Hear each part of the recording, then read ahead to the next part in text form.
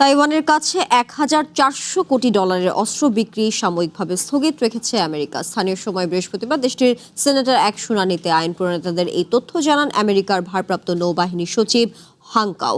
শুনানিতে হাংকাও বলেন, ইরান যুদ্ধের কারণে এই মুহূর্তে অস্ত্র সরবরাহে সাময়িক বিরতি দিচ্ছে ওয়াশিংটন।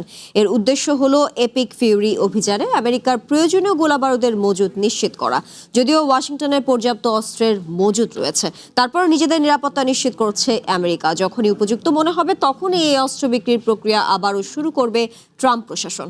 ভারপ্রাপ্ত নৌবাহিনী সচিব আরও জানান, তাইওয়ানের ইতিহাসে ওয়াশিংটনের অস্ত্র হস্তান্তরের বৃহত্তম এই চুক্তি পুনরুজ্জীবিত করতে চূড়ান্ত সিদ্ধান্ত নেবেন প্রতিরক্ষা মন্ত্রী পিট হেগসেথ এবং পররাষ্ট্রমন্ত্রী মার্কো রুবিও।